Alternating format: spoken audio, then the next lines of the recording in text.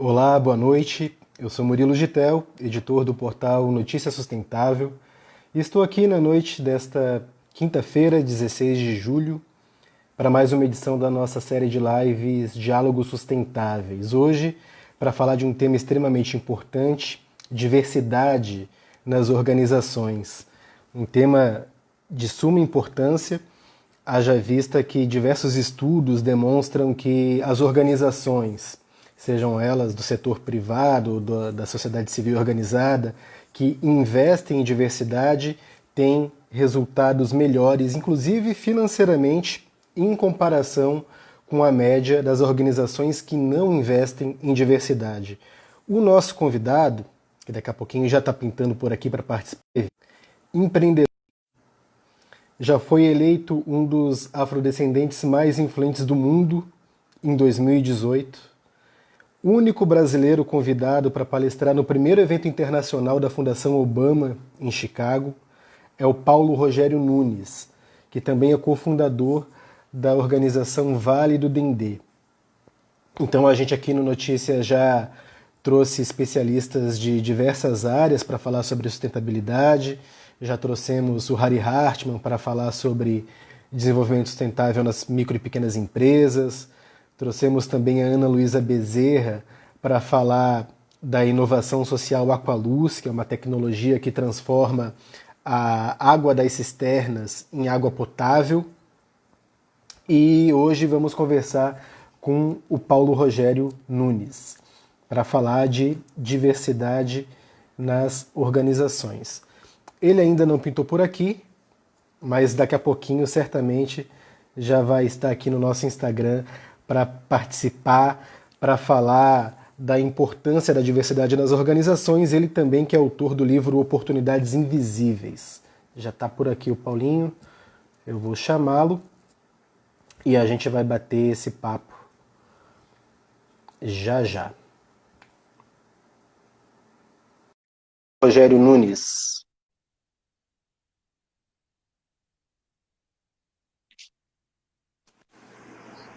Boa noite, Paulo Rogério. Tudo bem? Ô, rapaz, tudo ótimo. Que satisfação bater esse papo com você, rapaz. Eu que agradeço aí pelo seu convite. Eu acompanho aí seu trabalho há muito tempo e acho que surgiu essa oportunidade de conversar contigo aqui, é muito bacana, viu? Obrigado mesmo aí. Bacana. E é recíproco, eu que te conheço há muitos anos, muito antes mesmo de você ser esse cara que é recebido para conversar com Barack Obama, Oh, para estar com o Spike Lee, para ser elogiado publicamente pelo Nizam Anais. Te conheço desde os tempos de Instituto de Mídia Étnica, Correio sim, Nagô. sim, com certeza. Obrigado aí pelo apoio de sempre aí, cara. E, pô, tô feliz e parabéns aí pelo projeto novo, pelas coisas que tem feito aí, viu? Bacana, eu super feliz por você. Acho que você é merecedor de tudo que vier de positivo. Eu sempre falo que você tem um dom, que é o dom de conseguir, através do seu trabalho, da sua luta, dar visibilidade a quem tem ideias geniais, como a gente tem milhares de jovens no subúrbio de Sim, Salvador, por exemplo, uma grande cidade, mas que por diversos motivos socioeconômicos, também questões de racismo estrutural, por que não, sim, acabam não tendo essa visibilidade. E você, verdade. seu próprio livro Oportunidades Invisíveis, que eu recomendo muito para quem ainda não comprou, é super fácil de adquirir, tem na Amazon, inclusive, Sim, sim, sim. mostra cases maravilhosos de empreendedores, não só do Brasil, mas também da África do Sul, né, de outros países também, do Canadá, que tem essa capacidade incrível de inovar, e a diversidade é um fator fundamental nesse sentido, né, Paulo? Gostaria que você começasse trazendo a tua visão a respeito da importância da diversidade para as organizações. Bacana. Sim, realmente a diversidade é algo fundamental para as organizações, porque o mundo é diverso, né? A gente vive num mundo diverso, onde as identidades, né, no plural, são múltiplas, né? Existem muitas identidades e por muito tempo a comunicação, a publicidade, o cinema, a indústria de modo geral não entendia o poder dessas especificidades que a gente tem como seres humanos, né? E aí estamos falando de várias identidades, e realmente no livro que você cita, né, que é o meu livro Portais Invisíveis, eu trabalho com vários temas, né? Obviamente o tema da inclusão étnico-racial é a minha área de trabalho mais intensa, assim, porque motivos óbvios, né, por ter estudado, inclusive, esse tema, mas também eu falo sobre outros temas, como PCDs, como a questão de gênero, LGBT, são temas super importantes para qualquer planejador de política pública, para qualquer empreendedor, para todo mundo, na verdade, né? Estamos na segunda década do século XXI e nada mais justo do que pensar a diversidade como um ativo, né, e não como um fardo, a diversidade como algo positivo para a sociedade, né? E isso é muito bacana. Perfeito. Eu assisti a sua live com o Érico Brás há alguns Sim. dias, que você promoveu. Eu achei extraordinário quando ele fala da etimologia da palavra subúrbio, né? Que vem do latim suburbium, que é subcidade mesmo, né? A região da Sim. cidade historicamente negligenciada pelo poder público, que Sim. raramente recebe a atenção devida, fica à margem, né, em relação a todas as demais regiões das grandes cidades. Periferia também, vem do latim periferia com PH, né, que quer dizer o restante, né, ou seja, é o que sobra, e Sim, você é um filho do Alto da Terezinha, né, é um filho do sim, subúrbio de Salvador. Eu gostaria que você abordasse essa questão dos talentos do subúrbio, né? Não só aqui em sim. Salvador, mas em diversas Ah, cidades brasileiras tem esses potenciais gênios, esses empreendedores talentosíssimos, mas que muitas vezes não têm a devida visibilidade, né, Paulo? é verdade. É realmente que você falou, né? Os subúrbios, as periferias, as zonas urbanas, vamos dizer, marginalizadas, né? Ou excluídas, elas têm um potencial muito grande, mas é um potencial subutilizado. Aliás, o Brasil é mestre em fazer isso, né? Em desperdiçar talentos. O professor Hélio, que é uma grande referência para mim, o Hélio Santos, que foi é um dos intelectuais mais importantes que o Brasil já tem, já teve, né? E tem, que ele está vivo, né? Ele tem 70 e poucos anos. Por acaso é cofundador comigo da Vale do Dendê, mas é uma pessoa que eu tenho muito respeito. Ele fala isso, como o Brasil desperdiça talento e que nenhuma nação pode impunemente desperdiçar talento, né? Quando você desperdiça uma juventude, está na sua idade mais produtiva, né, Breno? Tipo assim, vamos pensar aí, a idade de 18, 19, 20, é a idade que está mais produtiva, né? Chegando agora, chegando quase nos 40, estou começando a ficar um pouco menos produtivo. Mas quando você está com 18 anos, você está com sua energia concentrada, e é o momento que o Estado vai lá e ceifa a vida daquele jovem, direto ou indiretamente, ou pelo braço armado, né, muitas vezes, como aconteceu com o George Floyd, que não era um jovem, era um pouco mais maduro, mas tem vários George Floyds aqui no Brasil, todos os dias, como o menino Joel e outros. Às vezes, indiretamente, pela falta de oportunidades, pela escola que é precária, pela praça que não está funcionando, né, não está quebrada, pelos equipamentos públicos que não existem, pela falta de um laboratório de ciência. Né? Não é à toa, é simbólico que a gente não tenha um prêmio Nobel no Brasil. Né? Um país potente, entre as 10 maiores economias do planeta, um país que tem, enfim, tem a Embraer, que faz aviões, né, jet, né, para particulares, e a gente não tem um prêmio Nobel, né? E é sintomático isso. E isso tem a ver com o que a gente começou a falar, né? Com a falta de oportunidade, com o racismo sistêmico, com a visão que a gente tem das periferias como território de problema e não de potência, né? Eu lembro, assim, se você conhece muito bem, você é jornalista, sabe essa história, né? O futebol era algo proibido até a década, a segunda, a terceira década do século passado, né? Até 1930, 1920, 30, 40, era proibido para pessoas negras jogarem futebol. Olha só que loucura, né? E quando resolveram abrir, se não me engano, o Vasco da Gama até foi o primeiro time, né, que fez Isso. isso. Quando resolveram abrir para que os negros participassem do futebol, hoje o futebol brasileiro é mais conhecido no mundo como o melhor futebol do mundo, né? E a maioria das pessoas negras lideram esse esporte. A mesma coisa a gente pode pensar da música, né? A música que era marginalizada, né? Você nasceu no Sul, sabe ali aquela região do Sul ali, a Argentina, o Uruguai, tem manifestações afrodescendentes muito fortes ali, o candombe do Uruguai, o tango, que muita gente não sabe, da Argentina, que foram marginalizados por décadas. Aqui o samba, a cúmbia na Colômbia, o jazz nos Estados Unidos. E quando você marginaliza, você perde a oportunidade de trazer isso para a visibilidade. Quando você gera oportunidade, o que é a música do mundo hoje sem a contribuição africana, né? Então, em resumo, é isso. Eu nasci realmente no subúrbio, aqui de Salvador, que eu acho que é a região mais linda do Brasil, da Bahia, com certeza. É o Caribe baiano, um lugar fantástico, onde tem a história do Brasil, começou ali. Estamos falando das primeiras igrejas do Brasil, está ali em Escada. Estamos falando do Quilombo do Urubu, né, da Batalha de Pirajá, do nascimento do petróleo no Brasil, que é ali no Lobato, e, infelizmente, locais que são vistos como problema, quando deveria ser potência, né? Não, sem dúvida. Sabe o que eu acho? Você observou agora a beleza do subúrbio. Inclusive tem uma página no Facebook, para quem não conhece, Belezas do Subúrbio, que é maravilhosa, né? Sim, sim. No Instagram também. E uma imagem que sempre me impactou, logo na primeira vez que eu fiz a travessia do subúrbio para a Ilha de Maré, é a praia de São Tomé de Paripe, porque tem aquela divisão da Marinha, né? Tem a base naval de Sim, Aratu, que para é, quem não é da Bahia, que está acompanhando a nossa live, é a praia onde os presidentes da República passam as sim. férias.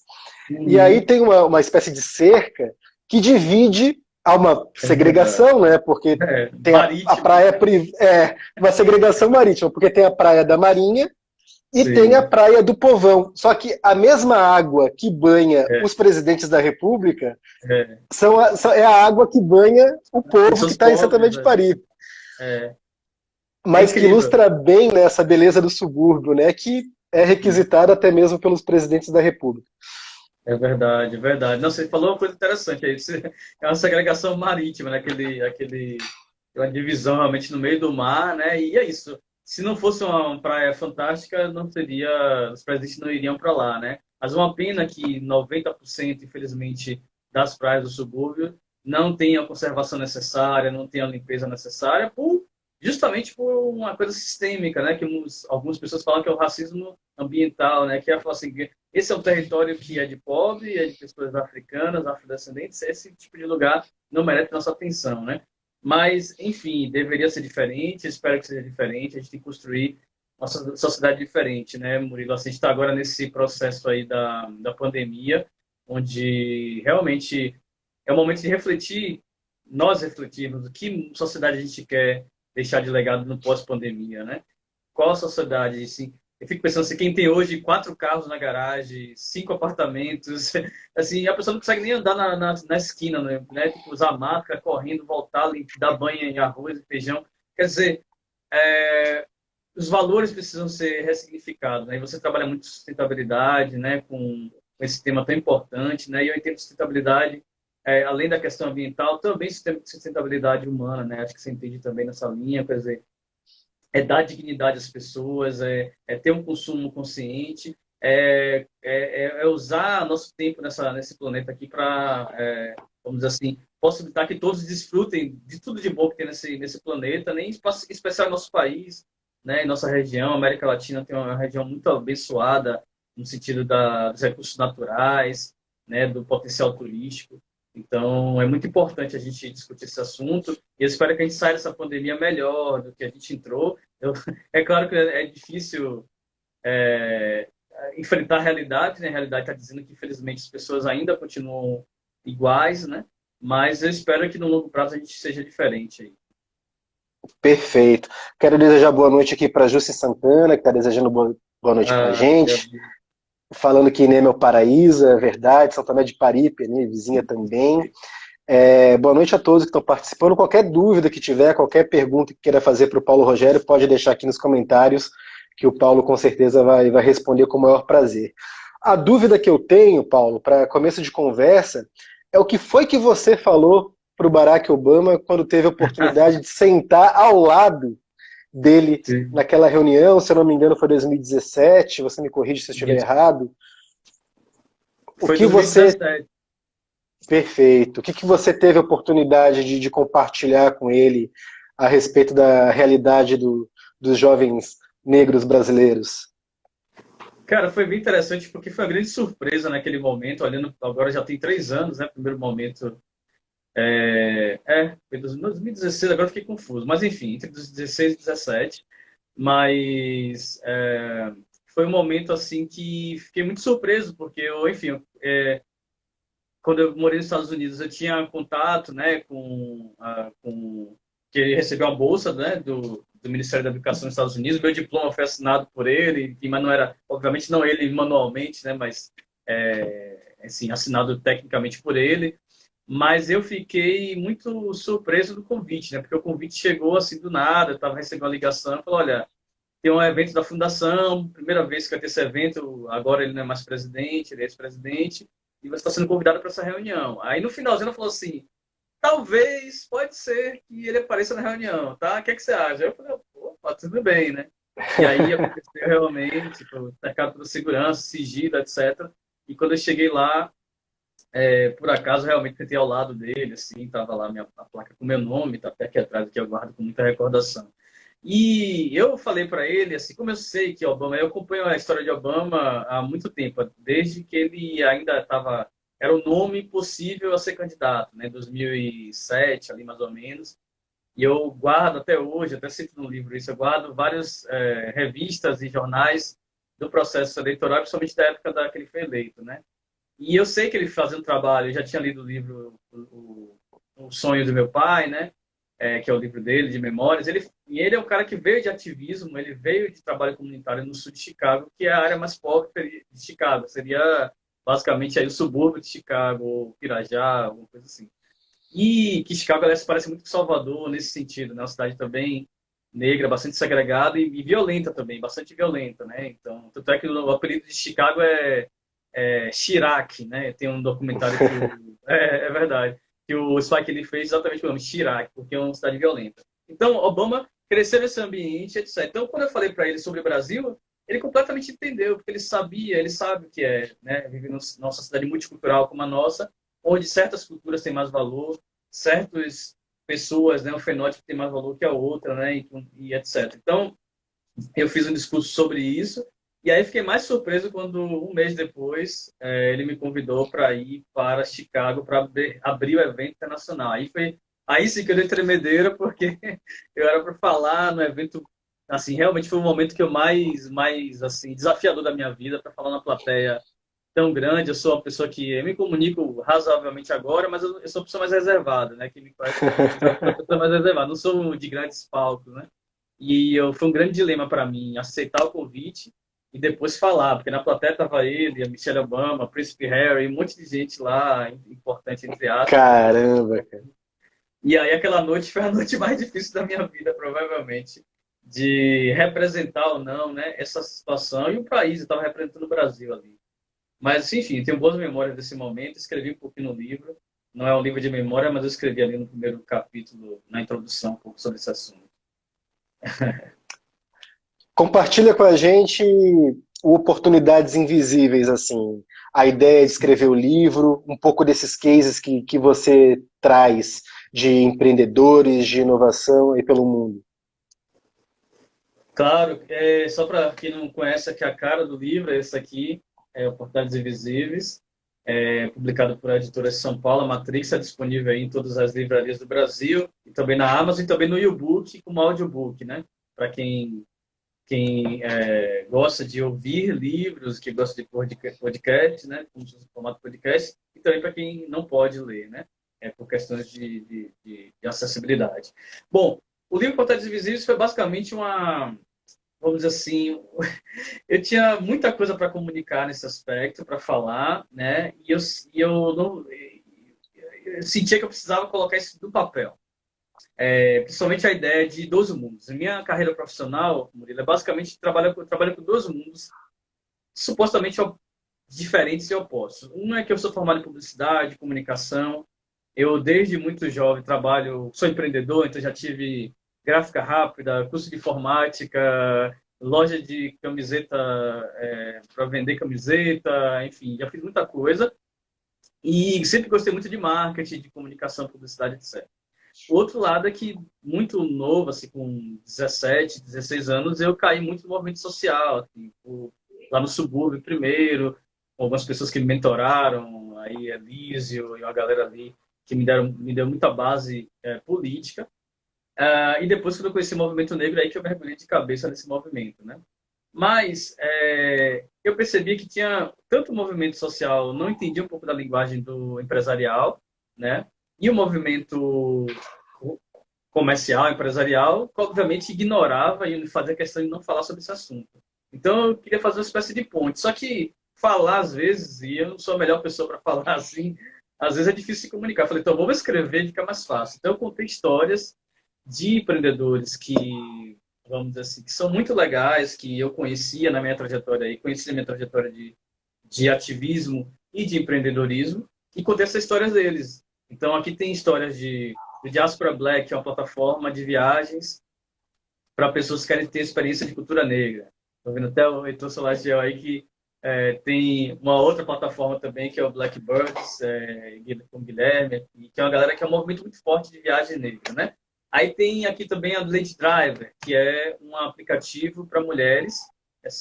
A empreendedora foi assediada em um táxi, então ela falou, opa, não quero que outras mulheres passem por isso, eu vou criar um aplicativo só para mulheres usarem. E esse aplicativo está bombando, conseguir investimento.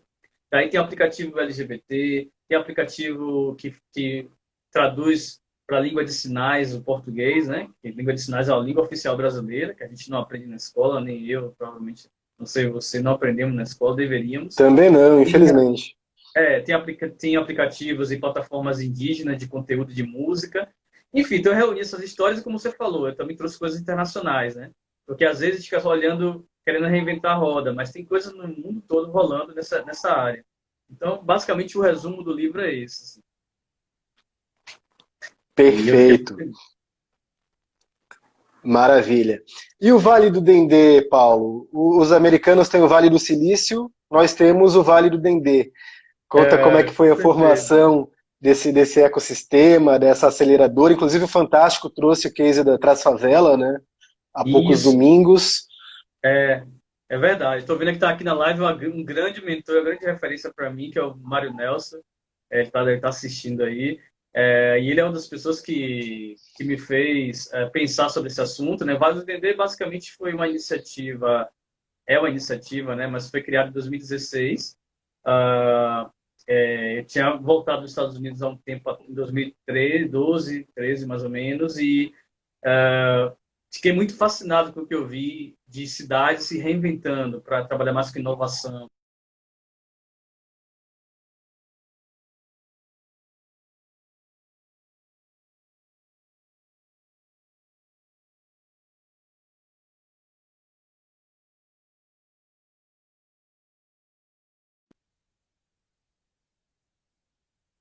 Tá falhando. Falhou um pouquinho. Você caiu um pouquinho, mas Foi, você também deu uma então estabilidade aqui, mas voltou. Eu estava falando sobre o Vale do Dendê. Então, quando eu viajei, vi essa cidade se reinventando, e aí eu convidei algumas pessoas para a gente aprofundar essa iniciativa a termos práticos, né? Então, o professor Hélio Santos, que eu mencionei aqui mais cedo, que é um grande economista e que é uma pessoa que entende muito desse assunto, e escreveu sobre esse assunto. O Rosenildo Ferreira, que é jornalista de negócios, a Ítala Herta, que é Relações Públicas, produtora, e é uma pessoa que entende muito de cultura. Então, a gente se juntou para criar essa iniciativa pioneira aqui na cidade, digamos assim, e a gente está muito feliz de 2016 para cá, a cidade realmente mudou, assim, nesse sentido, né? Tem muita coisa acontecendo, como você falou, traz favela, afro-saúde, cada dia eu recebo no meu WhatsApp aí, assim, algumas dezenas de atividades sobre esse assunto.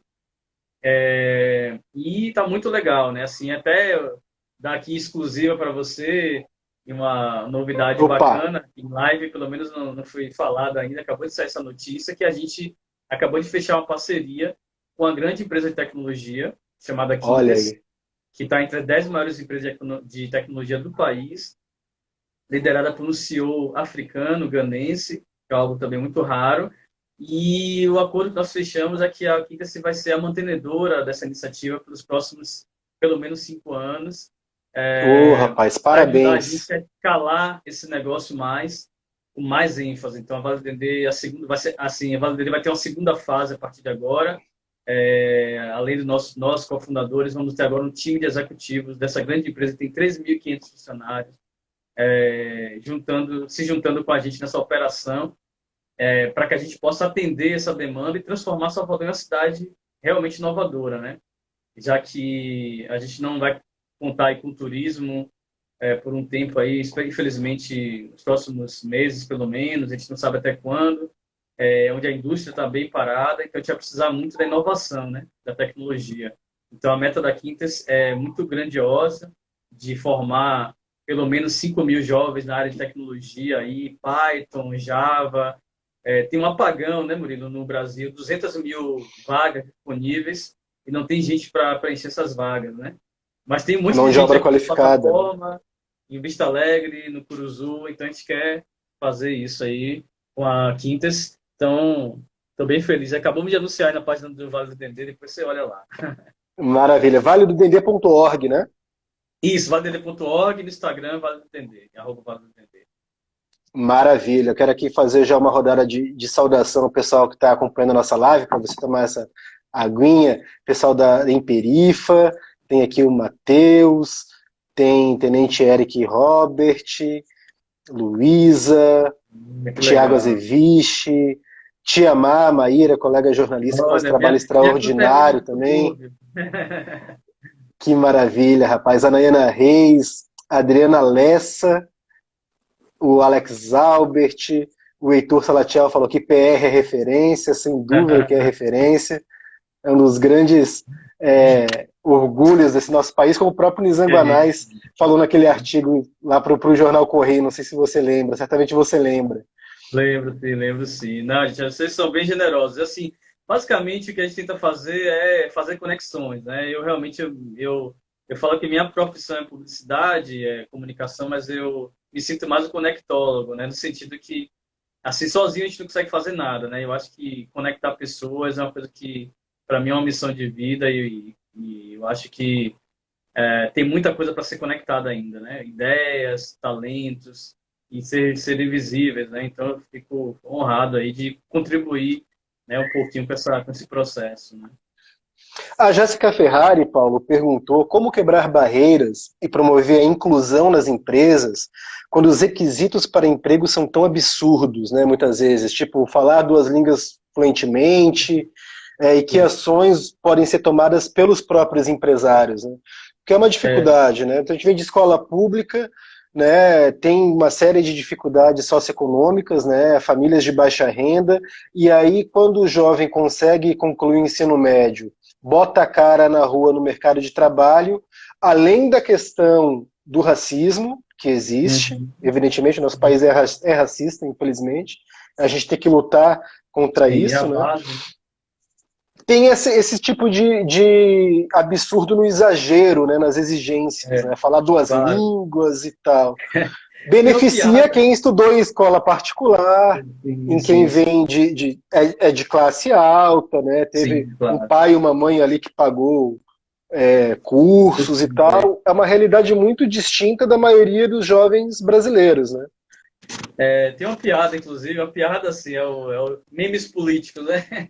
Que fala assim, quando a população negra e pobre também, obviamente, começar a aprender inglês, aí vão começar a pedir alemão. Quando a galera começar a aprender alemão, eles vão pedir mandarim, depois vão pedir face, né? Ou seja, vai aumentando o grau Pois de é. dificuldade, né? É quase aquela coisa do videogame, né? Até nunca chega o chefão do jogo.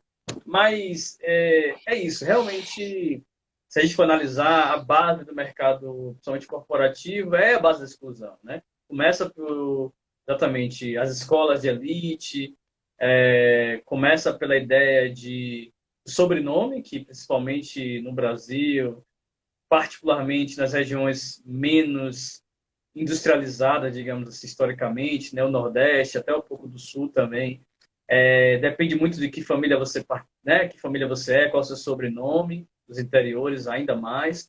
Então, esse tipo de mecanismo só faz excluir, né? Quando que, na verdade, deveria ser, se você tem talento, não importa onde você estudou, não importa nem se você tem graduação. A Google mesmo agora nem pede mais graduação para você trabalhar na Google, né? que deveria ser uma coisa padrão, na verdade, não deveria ser nem notícia isso. Tipo, não que, então me corrigir aqui, não é que as pessoas não devam estudar, não é que as pessoas não devam fazer a graduação aos 4 anos e tem as categorias profissionais, eu nem sou contra isso, eu acho que isso não pode ser um mecanismo de exclusão, né, de exclusão, deve ser o item principal. Né? Principalmente em áreas tecnológicas, por exemplo. A pessoa pode aprender a programar em casa, porque ela precisa fazer 4 anos de graduação, né?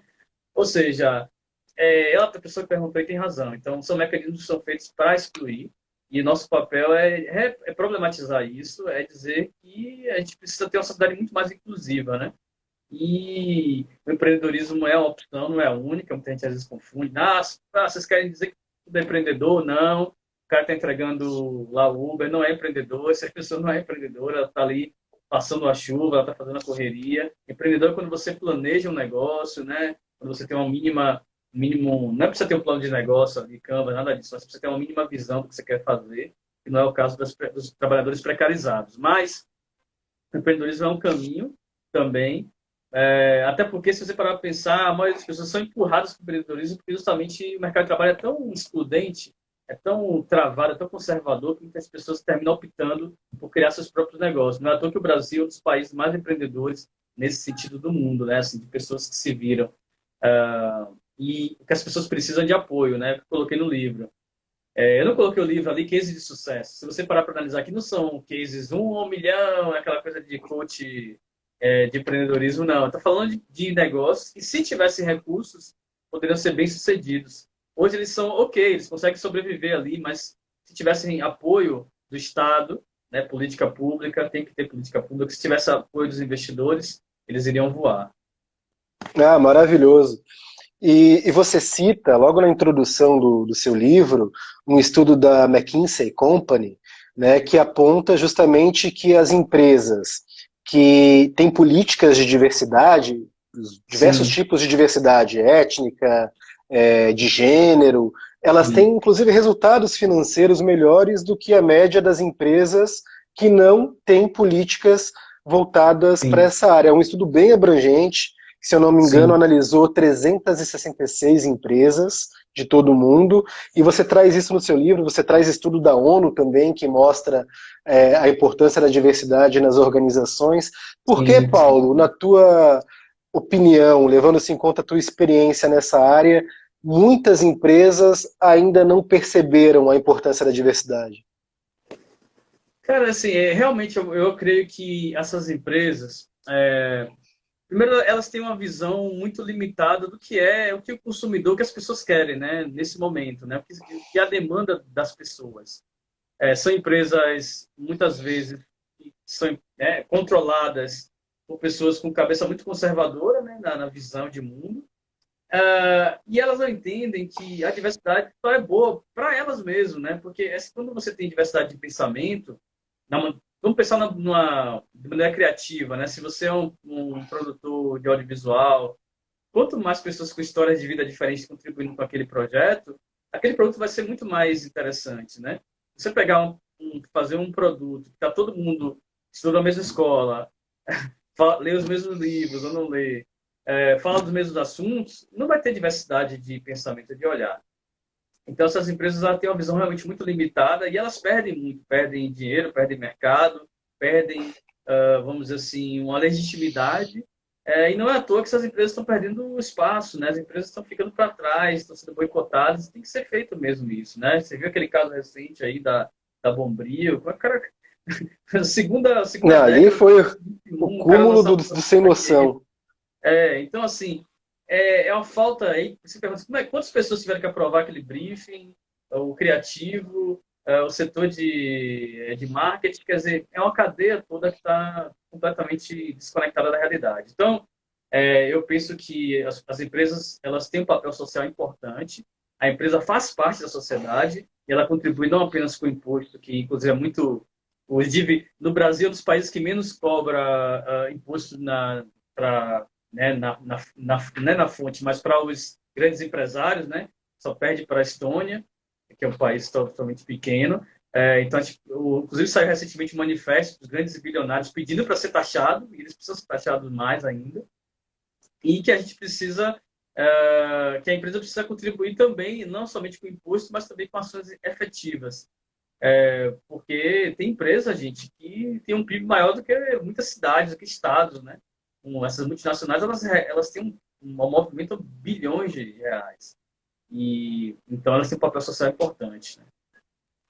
E também tem aquela dificuldade histórica da ascensão dos negros em cargos de alto escalão, né? Que também explicita bem o racismo que há em todo mundo. E é tão maravilhoso, né, cara? Quando eu fui repórter do Jornal Correio, ainda contribuo em alguns projetos especiais com o jornal, Sim, e a nossa área é extremamente racista. As sim, redações são totalmente, quase claro. totalmente brancas, para não generalizar. É tão maravilhoso quando você chega, por exemplo, no Jornal Correio, na redação, você consegue ver a diversidade de uma forma Sim. muito E reflete no implícita. contexto, né? Negros, É. gays, Uhum. candomblecistas, Uhum. católicos, no mesmo espaço, no mesmo ambiente de trabalho, uma chefe preta, que é a super Isso, Linda Bezerra, que é uma das sim, maiores jornalistas maravilhosa. desse país, sem dúvida, Uhum. mas ainda é exceção. Ainda é Claro. exceção. Todo o Brasil ainda é exceção, infelizmente. E uma coisa nova, mas você vê assim, eu acompanho o Correio como, não somente Correio à tarde, todos os jornais, né? Há um tempo, e você vê assim como é uma mudança positiva nas pautas que se colocam agora, nos últimos anos. O próprio à tarde também se reinventou bastante em alguns aspectos. É claro que nenhum jornal é perfeito, tem mil falhas, qualquer empresa vai ter mil falhas, mas eu acho que essa mudança é muito positiva para as redações, né? Principalmente aqui na Bahia, a gente tem um pouco mais até do que em São Paulo, onde infelizmente se concentra aí 90% de jornalismo, digamos assim, somente de negócios, está em São Paulo, infelizmente. Mas aqui a gente consegue ver um avanço muito legal, e a equipe do Correio, por exemplo, está muito de parabéns, o próprio da tarde. A TVE, né, um grande exemplo para o Brasil assim, de redação, de produção de conteúdo. E eu acho que é isso mesmo que você falou, né? Quanto mais. Somente jornalismo, gente, como é que você faz jornalismo tendo todas as pessoas estudando na mesma faculdade, morando no mesmo bairro? Não tem como. A área da comunicação, principalmente, é inviável você ter um grupo homogêneo, né? Então, assim, precisa ter muito mais diversidade mesmo. E eu acho que a gente passar para a segunda fase, que é você ter produtos específicos, né, cobrindo mais em detalhe. Porque a ideia de mercado geral, que os americanos falam general market, né, que é começar, não, eu falo para todo mundo. Quando você fala para todo mundo, você não fala para ninguém.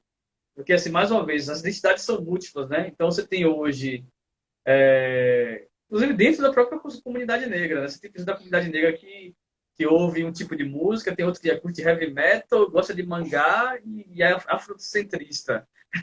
Então, você tem as diversidades ali dentro. Você precisa refletir isso, porque o consumidor do século XXI não é o consumidor do século XIX.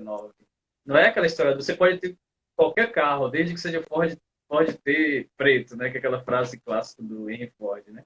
Quer dizer, acabou isso. Agora são diversidades no plural. Cada um tem sua identidade, seu comportamento. E os veículos de comunicação e publicidade precisam refletir isso, né?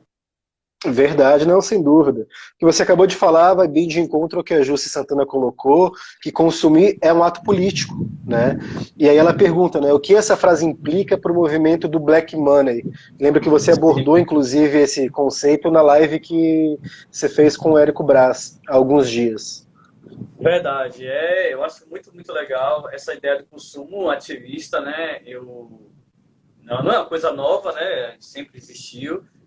Lá nos Estados Unidos, essa tem uma força maior por conta do movimento de direitos civis. Muita gente não sabe, no fundo, ele era um movimento econômico, de boicote. Como foi o apartheid na África do Sul, só acabou por conta do boicote econômico, né?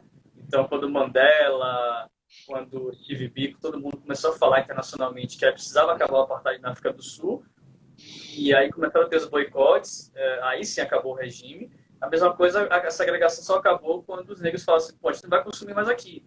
Se vocês não vão aceitar a gente aqui como protagonista, a gente não vai consumir, a gente vai boicotar, né? E a Rosa Parks é um exemplo disso, né?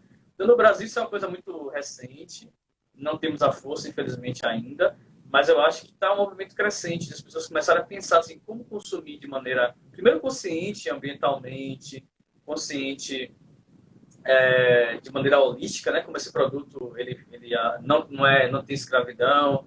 Você sabe que escravidão moderna ainda existe, né? Muitas empresas ainda usam mão de obra escrava, os bolivianos de São Paulo, etc, etc.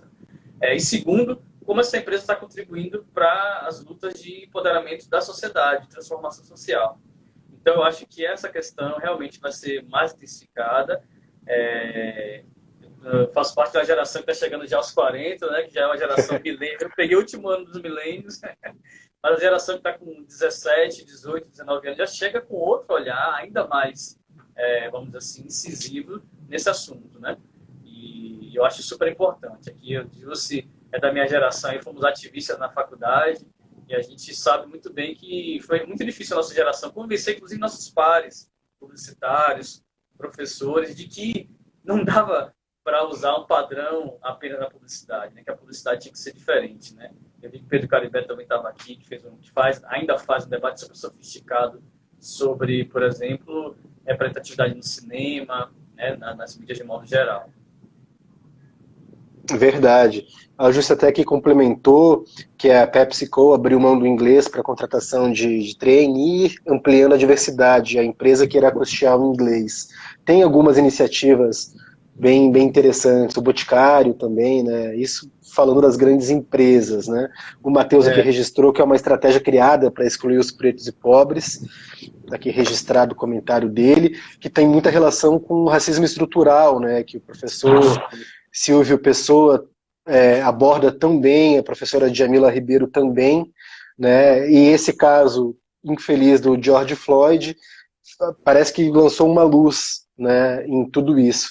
Se bem que a cada 23 minutos nós temos um George Floyd aqui no Brasil também, né? essa é a Infelizmente. realidade triste. Inclusive aconteceu um caso agora, né? Antes de ontem, de uma mulher, não chegou a óbito, pelo que eu vi, mas ela foi torturada com Uma pessoas, com senhora, uma avó. hora, né? Um negócio assim, realmente, e não teve a mesma comoção, muita gente questionou isso, mas já sabe disso, né? Quer dizer, infelizmente, no Brasil, a naturalização das opressões é muito forte, né? As pessoas naturalizam, né? Que deveriam ser de indignação, né? Não é razoável que uma pessoa, né, suspeita, como aconteceu uma vez no supermercado, seja assassinado. Não é razoável que uma pessoa suspeita tenha assim, aconteceu aqui num banco, né? O cara foi pedir um empréstimo, né, no banco, ele saiu gravatado, né, Sim. torturado. Quer dizer, não é razoável isso, né? Não é razoável mesmo. Na verdade, é uma violação de direito humano. O Brasil é campeão nesse aspecto. E, infelizmente, a gente está vendo as coisas piorarem, né? A gente conseguiu ver um avanço nos últimos anos aí, no início da década, mas, infelizmente, a coisa está retrocedendo.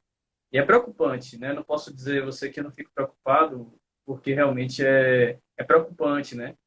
Que vamos deixar de legado para a galera que está chegando agora, né? Para quem tem 3, 4, 5 anos. Eles não podem crescer no mundo que a gente está vendo, né? Tem que ser diferente. Eu teve um post da Tia Mar recentemente falando não sei se é menino ou menina, você já sabe do filho, né, que ela tá grávida, ela falando escrever uma carta, né, uma postagem meio que abordando que serão dias de luta, né, todo dia da criança vai ser um É, dia de luta até o é, final da vida, né, porque é assim deveria. que as coisas acontecem ainda no Brasil. Eu É, tenho para te perguntar, Paulo, você sente isso na pele, vive isso, né, vivencia isso desde cedo, mora no Brasil, já morou nos Estados Unidos. Que paralelo que você pode traçar em relação ao racismo nos dois países? Tem muita semelhança ou é muito diferente? O racismo é racismo em qualquer lugar.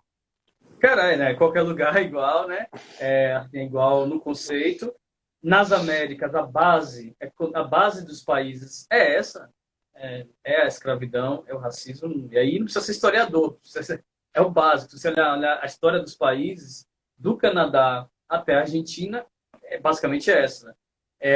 Os povos originais que estavam aqui, né, como em várias partes do mundo, cada povo no seu canto. Né, os europeus chegaram aqui não com o objetivo de fazer intercâmbio, né, mas com o objetivo de saquear os territórios, os portugueses em especial, no caso do Brasil, no caso da América Hispânica, os espanhóis, no caso da América do Norte, os ingleses. Depois você tem a escravidão racial, né? Que é diferente. Muita gente fala sobre esse assunto, né? A galera mais conservadora aí fica querendo polemizar que a escravidão sempre existiu no mundo, é fato que existe a escravidão no mundo, mas ela nunca foi, ela não tinha base racial, né? Quer dizer, era assim, um povo conquistava o outro, uma etnia conquistava o outro. Isso, não é isso é inaceitável, gente, mas tô falando agora de 3 mil anos atrás, etc. E ali você tinha aquele povo cativo, né? Uma espécie de cativeiro. O que aconteceu com o que os europeus fizeram foi sofisticar esse conceito, que era um conceito árabe, para tornar uma escravidão racial, ou seja, pele escura significa inferior, significa sem alma. Isso aí também não sou eu que estou falando, são os livros de história que mostram, né? E depois disso, a imigração europeia que veio para cá, europeia aí, do Oriente Médio, que veio para cá no final do século XIX e no início do século XX, fugindo das guerras, mas também por um propósito, casou dos interesses, né? As guerras que aconteceram lá, e que, obviamente, os povos refugiados tinham que buscar um país, e o interesse do Brasil, que esse interesse era nefasto, de embranquecer a população para que em 100 anos, né, isso o Monteiro Lobato, todos falavam, para que em 100 anos não tivesse pessoas de origem africana nesse país. Esse era o objetivo que Vargas e que todos eles escreveram, né? Não estou teorizando aqui, foi Sim. escrito. Então, essa é a base de todos os outros países. Então, se você olhar aí, Cuba, 40% de pessoas africanas, pelo menos, população marginalizada, independente do regime político da vez, né? Porque, enfim, não vou entrar em detalhes, mas cada regime, mesmo o regime atual e o regime anterior, né? Todos eles tinham a mesma base. A Colômbia é igual, 30% de pessoas africanas, afrodescendentes, o Caribe ali com a Jamaica, Trinidad e Tobago, esses com população ainda maior, né? O Haiti conseguiu, foi o primeiro país a se rebelar contra a escravidão, mas todos esses países têm a mesma base. Nos Estados Unidos a diferença é que, primeiro, que houve uma espécie de entendimento da elite europeia naquele momento de que era importante dar algum tipo de concessão, né? Então teve lá os 40 acres e uma mula, que Spike Lee, que é o nome da produtora de Spike Lee, que era um pedacinho de terra, as universidades que eles criaram, universidades negras que têm 200 anos, né? Para que tivesse algum tipo de educação. E a segregação, que apesar de ter fluído moralmente inaceitável isso, mas eles criaram um poder econômico paralelo, né? É como se você, ao criar um gueto, como eles não queriam lá ter a funerária, na padaria, o branco não queria nem chegar perto, então os negros americanos criaram ali uma estrutura econômica. No Brasil, não aconteceu isso, então que a gente tem uma segregação de fato no dia a dia da gente, mas legalmente a gente teve menos coisas escritas, apesar de eu outro dia estava lendo ali a lei do ventre livre. Cara, é bizarro. Quem está assistindo essa live, faça esse exercício, leia as leis, a lei do ventre livre, sexagenário, vocês vão entender que a nossa história não foi tão pintada como a democracia que a gente fala que é, né?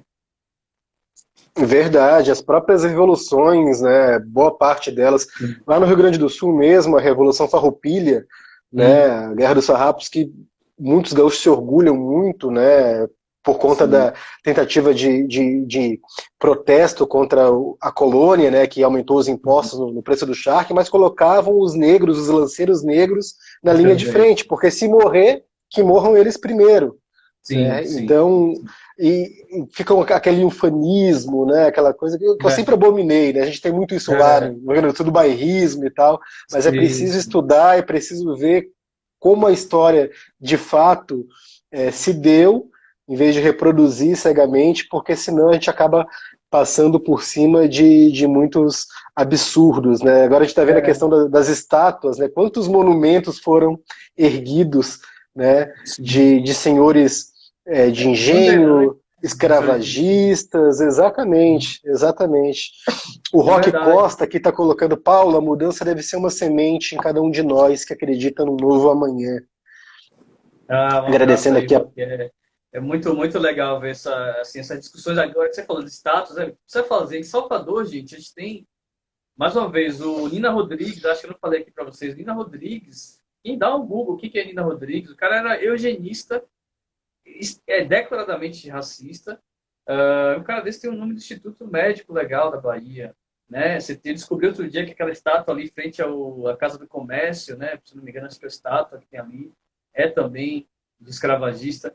E aí, enfim, pode entrar em discussão do que fazer, mas o fato é de não saber nossa história, se vai derrubar ou se não vai derrubar, mas era para a gente saber isso no livro de história tem que contar essa história melhor, né? Para a gente refletir e tomar a decisão correta, ou colocar lá a placa dizendo esse cara aqui é racista, deixa o monumento, mas é racista, ou você não derruba esse monumento. Quer dizer, tem que ter, mas sem saber, você nem sabe, está andando na rua, você não sabe nem que é um símbolo que está ali, né? Isso é muito grave, né? E você veio do Rio Grande do Não, Sul, sem é dúvida. um estado que me fascina muito, assim, porque o Rio Grande do Sul tem umas coisas bem curiosas, né? O fato de a proximidade ali com a Argentina e o Uruguai, né? E essa que você falou dos lanceiros negros, e tem uma visibilidade muito grande da população negra gaúcha, assim, e ao mesmo tempo você tem uma população muito forte, né, nas religiões de matriz africana, né, que se diz mais do que aqui na Bahia, inclusive, né, pelos números. Eu fui a Verdade. Inclusive, eu sou feito no Batuque, né, do Rio Grande do Sul, que é a religião de matriz africana que é cultuada lá. Eu praticamente me converti ao candomblé quando eu vim para a Bahia. Aí eu fiz a feitura no candomblé também, né? E aí acabei Sim. deixando o Batuque meio que de Mas lado, mas identificado, lá. né, por exemplo. Exato, não, as pessoas acham que só tem loiro de olho azul lá, né? De É, fato, no estado do Rio Grande do Sul, a grande maioria é de descendentes de alemães e italianos, mas Porto Alegre, região metropolitana de Porto Alegre, sim. tem uma, Comunidade uma. afro. Não fortíssima, com escolas de samba, com É, sambódromo. Porto Alegre tem sambódromo, o sambódromo do Porto Seco, eu fui uma né? vez a Restinga, fiquei fascinado, não sabia. Tipo, Isso. tu não tem ideia, né? Então, quando você chega lá em Restinga, eu falei, caramba, isso aqui é uma comunidade como, sei lá, qualquer comunidade de Salvador, assim, O né? Mano Brown teve a mesma impressão que você. Quando você pergunta para o É, Mano Brown sobre Porto Alegre, os shows que os Racionais já fizeram lá, ele sempre fala na Restinga. eu adorei Restinga, fiquei fascinado com a escola de samba que tem lá e tudo isso. Então, essa E coisa esse muito Estado forte Maior. e rediscutir o Brasil, a gente precisa rediscutir o Brasil, né? De forma diferente, né? A Jéssica pergunta aqui, Paulo, se você acredita que se a história ensinada nas escolas não fosse tão eurocentrada, se mostrasse mais a realidade das bases do Brasil, poderíamos ter uma situação diferente nas questões antirracistas. A gente falou agora nessa questão das estátuas, né, de bandeirantes, de senhores, de pessoas que foram escravizadas, enfim. E eu sempre questiono isso. Quase ninguém conhece Milton Santos. Talvez nessa live muita gente conheça porque são seus seguidores, Sim, sim, é um né? público mais ligado, né? Exato, exato. Mas Milton Santos foi um gênio da geografia, do É, espaço social. Você falou em prêmio Nobel, que o Brasil não tem prêmio Nobel. ele Se teria, tem né? um estudioso que certamente merecia o prêmio Nobel, foi Milton Santos, mais É, negro, lá de Brotas de Macaúbas, lá, né, sim, numa cidadezinha sim. pequena da Bahia. É, Praticamente ninguém conhece, ninguém invisível. conheceu, né? Caramba, isso aí é bom. Esse é um Machado assunto de que me toca. Assis, maior, Você me maior toca isso escritor. aí, porque. Não, isso aí é isso. Machado de Assis, você me toca nesse assunto porque a gente precisa fazer isso urgente, contar essa história. Por isso que o audiovisual é importante, por isso que a mídia é importante, se vocês são importantes, jornalistas, exatamente para contar essas novas narrativas. Porque é tanta gente boa, incrível, surreal, que a gente não sabe. É incrível isso, gente. Aqui, por exemplo, Santo Amaro, né? Eu falo isso porque minha esposa, a família dela é de Santo Amaro. Santo Amaro é um berço realmente de produção intelectual incrível, né? Se pensar os irmãos Rebouças, Teodoro Sampaio, né? Irmão Rebouças, a engenharia brasileira é baseada no irmão Rebouças, né? Assim, os caras foram para Londres, para o mundo todo, super cultuados como grandes intelectuais. Teodoro Sampaio. Juliano Moreira, se tem uma psiquiatria brasileira hoje é por conta de Juliano Moreira, né? Fora outras e outras mulheres, que As são mais mulheres maravilhosas. mulheres, né, que a gente nem sabe, mas assim, precisa de fazer um estudo. E a Bahia, principalmente, que como era o centro econômico, político do Brasil, né, foi por mais de 300 anos, por mais tempo capital da história, né, mais do que o Rio de Janeiro, mais do que Brasília. Aqui tinha muita coisa, e aqui a visibilidade já é grande, porque a Bahia, vamos dizer assim, é campeão, nós somos campeões em visibilidade, em visibilizar pessoas, histórias incríveis, né? O samba da Bahia, Batatinha, o próprio Riachão, que é um pouquinho mais conhecido, mas que muito tempo foi desconhecido, o Ederaldo Gentil. Se entrar em música aí, eu vou Gal do dar uma hora, Beco, né, Gal mas do Beco, que é o Ederaldo patrimônio do samba da Bahia. enfim, mas e essas figuras intelectuais aqui, né, que foram muito importantes e são invisíveis. Isso eu acho que é uma coisa que a gente precisa fazer urgente mesmo. Os veículos de mídia precisam contar essa história importantíssima e a gente precisa transformar esse audiovisual. Eu estou me dedicando muito agora a isso. Eu quero trabalhar na produção agora, ajudar, né? Eu não sou nem cineasta, não me arvoro a fazer isso, não é minha área, mas eu quero contribuir com projetos que possam contar novas, na verdade não, histórias importantes que são invisibilizadas, né? Não é nem novo, né? Pode ser nova também, mas, enfim, contar o novo e o futuro, né? Perfeito. Olha o Érico Braz aí, um abraço pro Érico Braz, que está Massa, prestigiando a Érico. live Vamos ver também. mais cedo. Eu repito que eu achei sensacional quando ele falou na questão da etimologia do subúrbio, né? Sim, sim, sim. Do Foi muito subúrbio bom. que fica a subcidade, né? Do Foi uma submundo, aula. do subgrupo, né? É, Que é historicamente negligenciado pelo poder público. Gente, quem chegou atrasado na live, quiser curtir na íntegra, vai curtir na íntegra, basta curtir o Notícia Sustentável no Instagram, vai ficar lá na área do IGTV, a live salva. Eu vou publicar daqui a pouquinho também no Facebook do Notícia Sustentável, a live na íntegra, no nosso canal do YouTube e no nosso site, que é o noticiasustentável.com.br. Lembrando que o Paulo Rogério nos dá a grande honra de ser um dos colunistas do Notícia isso. Sustentável. Para ler os artigos do Paulo é muito fácil, basta acessar noticiasustentável.com.br e lá na área de colunistas está lá o Paulo Rogério, sempre nos brindando com artigos maravilhosos. Ele também é colunista da revista Exame, agora mais recentemente. A gente tem ainda uns 2 minutinhos, Paulo, antes do Instagram nos derrubar. 1 hora passa Sim. rápido, a gente conversou Passa sobre mesmo. tanta coisa que o tempo passa e a gente nem percebe. Eu te peço para fazer as tuas considerações finais em relação ao livro. Eu peço, gente, comprem Oportunidades Invisíveis, é fácil, tem o livro na versão física, tem o livro na Amazon, você pode comprar para ler no Kindle, o preço está super acessível, aliás, é muito menos do que o valor que de fato ele merece, certo? Está super acessível, Tá comprem que vendo? vocês vão ter uma aula de a importância da diversidade nas organizações. Suas considerações finais, Paulo Rogério Nunes.